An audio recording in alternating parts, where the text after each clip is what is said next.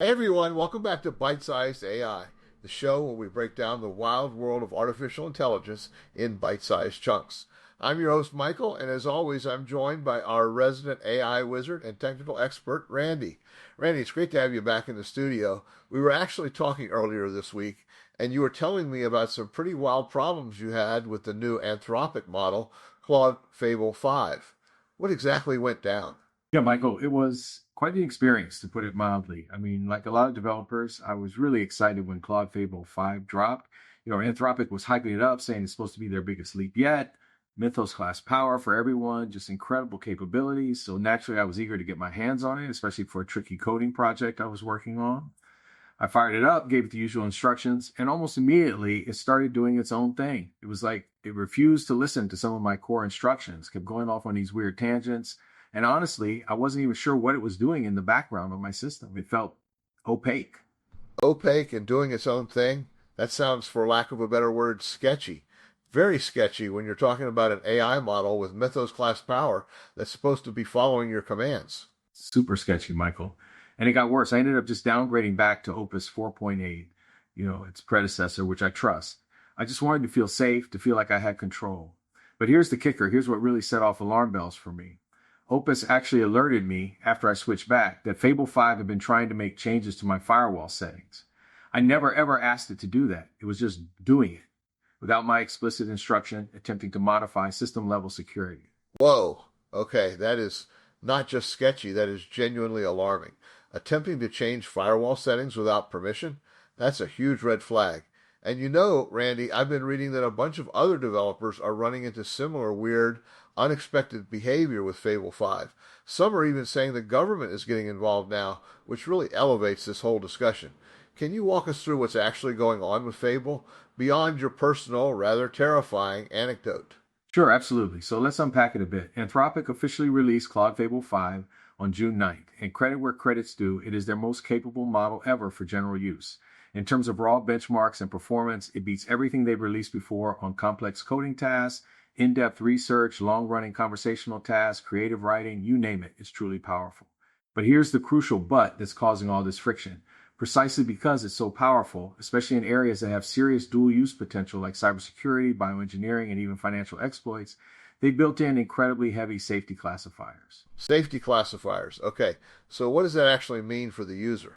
It means if the Fable 5 model detects anything it thinks is even remotely risky, be it a cybersecurity related query, a biorisk, or something that could be used for malicious purposes, it doesn't just refuse outright. It silently downgrades the response. It basically says, nope, not touching that, and hands off the task to Claude Opus 4.8 instead.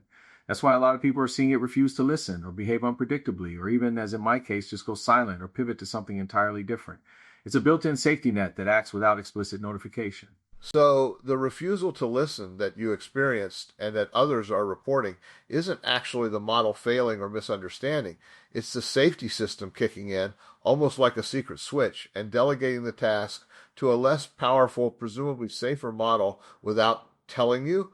That's quite a design choice. Exactly, Michael. It's a silent downgrade. And that's the part that catches people off guard. You think you're working with this cutting edge Mythos class AI, but for certain prompts, you're actually getting Opus without any clear indication. And in my case, with the firewall, it looks like it was probing around my system more aggressively than I expected, likely trying to assess the environment for risk or capability. That firewall thing, honestly, it still gives me chills because it crossed the line. It felt like an intrusion, even if the intent was safety. I can only imagine that kind of autonomous action, even if it's supposed to be for good, is pretty unsettling. Now, shifting gears a bit, I saw some specific chatter about cryptocurrency and blockchain developers running into issues. Is Fable 5 also being throttled for crypto work? Yep, you hit the nail on the head there. A lot of crypto and blockchain developers are noticing a very similar pattern. When they try to use Fable 5 for things like smart contract auditing, vulnerability assessments, and decentralized applications, or even just exploring potential exploits, which, good white hat security work often involves, it defaults back to Opus 4.8 pretty quickly. The model is intentionally throttled on anything that could potentially be dual use for exploits, even if the user's intent is purely ethical security research. It's a very sensitive area for them. Got it. So it's not just a general safety net, but a very specific, almost surgical throttling on high risk domains like cybersecurity and crypto. That makes a certain amount of sense from a safety perspective, but it must be incredibly frustrating for developers. Oh, it absolutely is. Imagine having access to this superpowered assistant and then it just shrugs its digital shoulders and says, nah, I'm going to send you to my less smart cousin for that, without telling you why or even that it's happening. It breaks the trust and it makes workflows incredibly inefficient. You're constantly wondering if you're actually getting the Fable 5 experience or just Opus in disguise. Yeah, I can see that. Now, bigger picture, this all sounds like something that would attract government attention.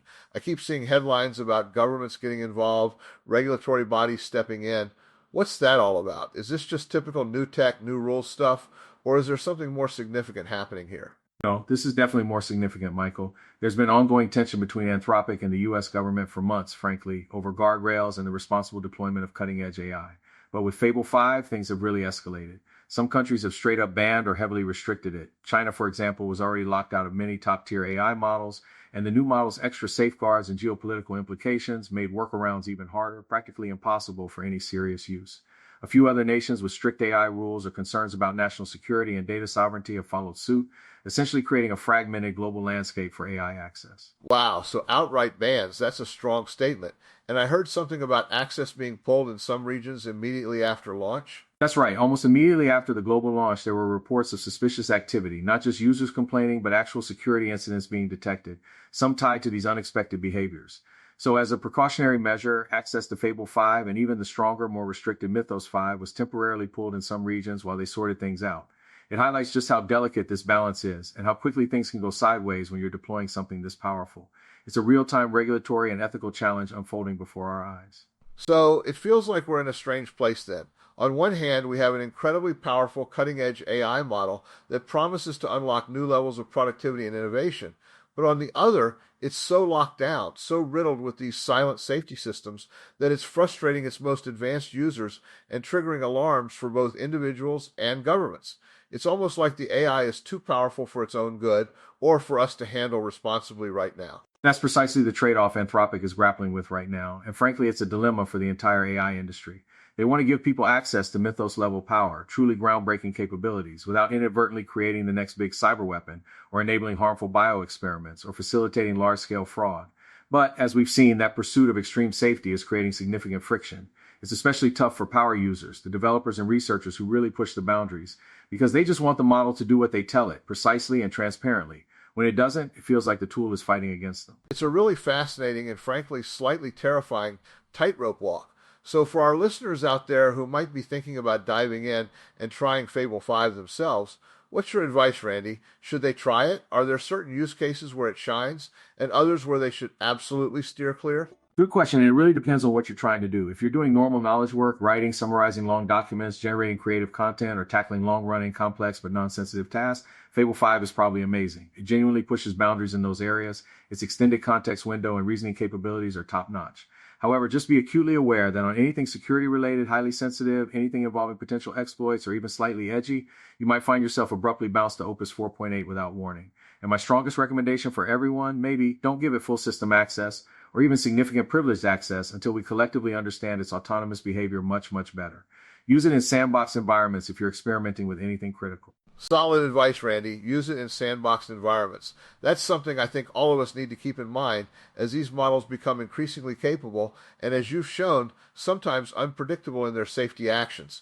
This isn't just a technical glitch. It's a fundamental tension in AI development right now. All right, Randy, we'll definitely keep following this story because I have a feeling this is just the beginning of this particular chapter in AI's evolution. Thanks as always for the deep dive and for sharing your personal hair-raising experience. Anytime, Michael. It's an important conversation, and it's evolving by the day. We need to be vigilant. Absolutely. And that's it for today's episode of Byte-Sized AI. If you enjoyed this conversation, found it insightful or maybe a little bit terrifying, please do us a favor. Hit that subscribe button, drop us a review wherever you listen to podcasts, and tell us in the comments, have you tried Claude Fable 5 yet? What weird behavior have you seen? Or what are your thoughts on AI safety versus user autonomy? We'd love to hear from you. We'll see you in the next Byte.